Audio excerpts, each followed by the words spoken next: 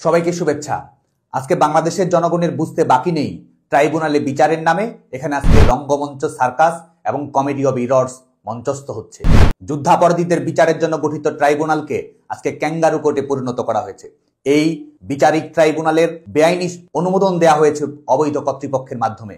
এটি সুস্পষ্ট, এটি স্রেফ যুদ্ধাপরাধীদের বিচার বাস্তবায়নের প্রতিশোধ।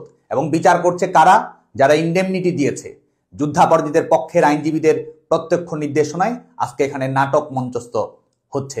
আমার কাছে মনে হয় এই বিচারকদের আসলে ট্রাইব্যুনালে যাওয়ারই প্রয়োজন নেই। এরা বরং পারলে যমুনায় আইন মন্ত্রণালয় কিংবা বিএনপি, জামায়াত, এনসিপির পার্টি অফিসে বসেই বিচার কার্য পরিচালনা করতে পারত।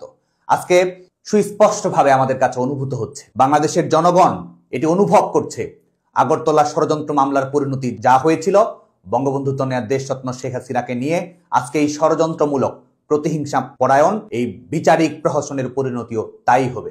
আগরতলা ষড়যন্ত্র মামলা বাংলাদেশের স্বাধীনতা সংগ্রামের ভিত্তি হয়েছিল, ঠিক একইভাবে বঙ্গবন্ধু কন্যা দেশরত্ন শেখ হাসিনার বিরুদ্ধে পরিচালিত এই বিচারিক প্রহসন বাংলাদেশের গণতান্ত্রিক আন্দোলনের ভিত্তিভূমি হিসেবে পরিগণিত হবে। আজকে বাংলাদেশ ছাত্রলীগের কর্মীরা অনেকেই কারাগারে আছেন, কেউ আত্মগোপনে আছেন, কেউ রিমান্ডে আছেন, আমরা অনেকেই নির্বাসনে আছি। আজকে বাংলাদেশের রাজপথে যারা সংগ্রাম করছেন তারাই বঙ্গবন্ধু কন্যা দেশরত্ন শেখ হাসিনা মনোনীত নেতা। আমরা উপলক্ষ মাত্র, শুধু মনে রাখবেন আমরাও আপনাদেরই একজন। রাজপথে যারা সংগ্রাম করছেন তারাই আমাদের এই লড়াই সংগ্রামের কাপ্তান।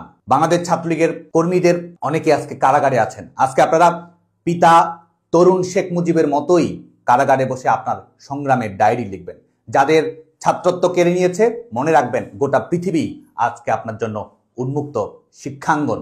যাদের ছাত্রত্ব আছে, আপনারা শিক্ষা প্রতিষ্ঠানে যাওয়ার চেষ্টা করবেন, সেখানে আপনার মৌলিক অধিকার, শিক্ষার অধিকার, সাংবিধানিক অধিকার বুঝে নেয়ার চেষ্টা করবেন। যাদের সার্টিফিকেট কেড়ে নিয়েছে, মনে রাখবেন যে অনেক বড় দায়িত্ব আজকে আপনার কাঁধে, দেশের দায়িত্ব, জাতির দায়িত্ব। বাংলাদেশের বার্থ সার্টিফিকেটের ডিগনিটি রক্ষার দায়িত্ব আজকে আপনার কাঁধে।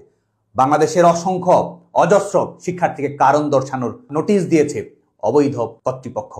বরং বাংলাদেশের জনগণের পক্ষ থেকে অবৈধভাবে ক্ষমতা দখলের জবাব আমরা সময় মতো আদায় করে নেব। ছাত্রলীগের কর্মীরা অনেক দিন ধরে ঘরহারা, শিক্ষা প্রতিষ্ঠানে যেতে পারছে না, এখানে সেখানে থেকে প্রতিকূল পরিস্থিতি মোকাবেলা করে জীবন বাজি রেখে তারা সংগ্রাম করে যাচ্ছেন। মায়ের মুখ অনেক দিন ধরে আপনারা দেখেন না।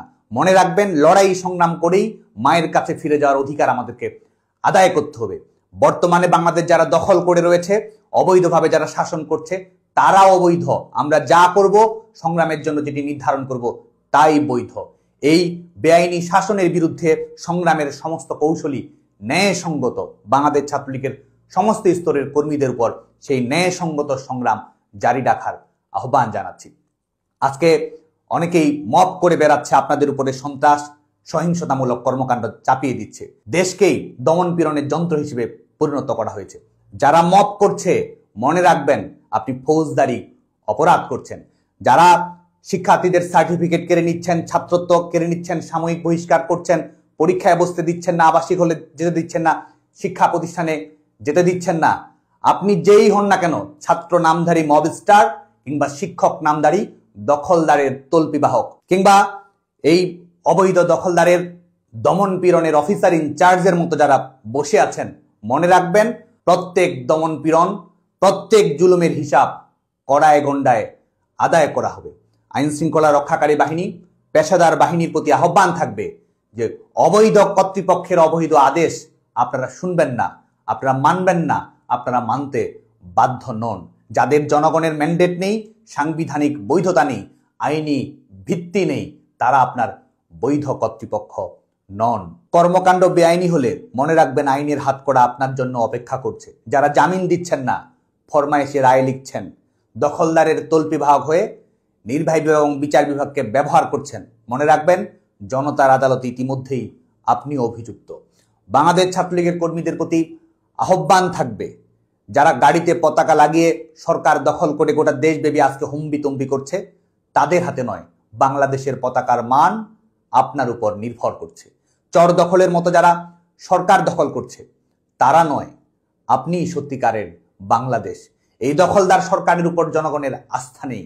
আস্থা রয়েছে যারা কারাগারে রয়েছে, প্রিজন ভ্যানে রয়েছে, রিমান্ডে রয়েছে, নির্বাসিত জননেত্রী বঙ্গবন্ধু কন্যা দেশরত্ন শেখ হাসিনার গণতান্ত্রিক সংগ্রামের প্রতি বাংলাদেশের জনগণের পরম আস্থা রয়েছে। প্রিয় বাংলাদেশ ছাত্রলীগের নেতাকর্মীরা, সাধারণ শিক্ষার্থী বন্ধুরা, প্রিয় তরুণ প্রজন্ম, আপনারা ইতিমধ্যেই অবগত আছেন বিক্ষোভ মিছিল, মশাল মিছিল এবং লকডাউনের কর্মসূচি ঘোষিত হয়েছে।